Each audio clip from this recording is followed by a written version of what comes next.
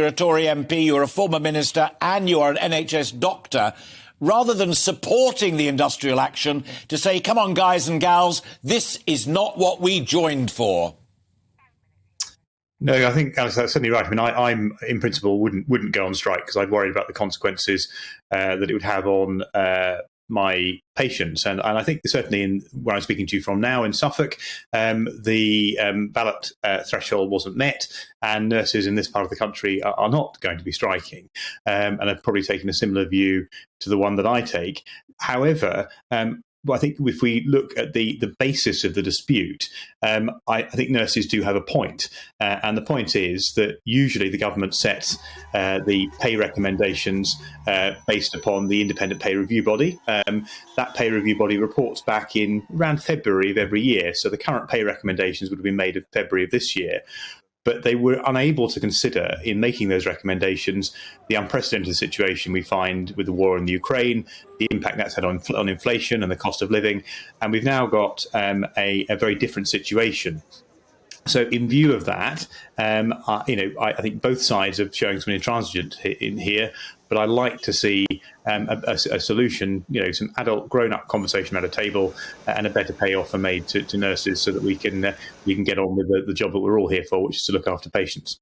But if you were writing the article under that Times newspaper headline, Sunak needs to get a grip, what do you specifically think that he should do? I mean, Barclay is saying his door's open. He's attempted to have some talks, although the Royal College of Nursing say he just sits there, twiddles his fingers and says there's nothing I can do. What do you personally recommend the Prime Minister should do?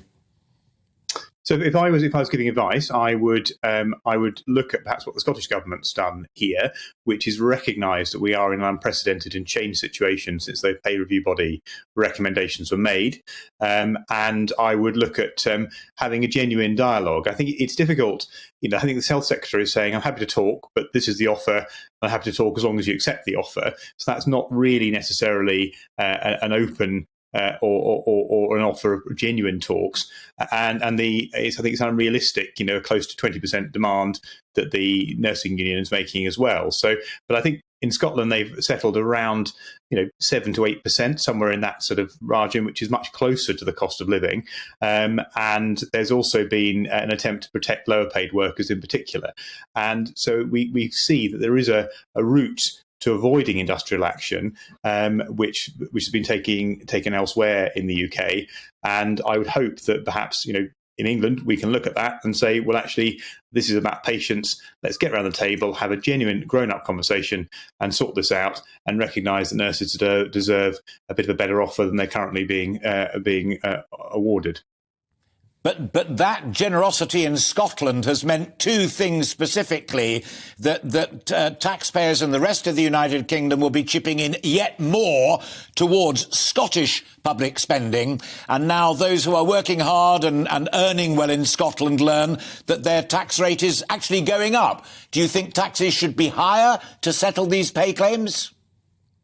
Well, that's one way of doing it. My view would be that there are two things we can look at here. Firstly, I think there are very easy efficiencies in the NHS, particularly in the way that we procure common goods and services, and there are some simple savings there that can be made very quickly if hospitals work together and use their bulk buying power and economies of scale to purchase goods. So we could look at internal efficiencies to fund this. But the second internal efficiency is the fact that the temporary staffing bill in the NHS has gone up from about just under 3 billion, I think, in 2015 to over 6 billion today. And that's because increasingly NHS staff, and in this case it will be nurses, think that they will be able to earn more money working either in the private sector for private healthcare providers or working for locum agencies and nursing banks.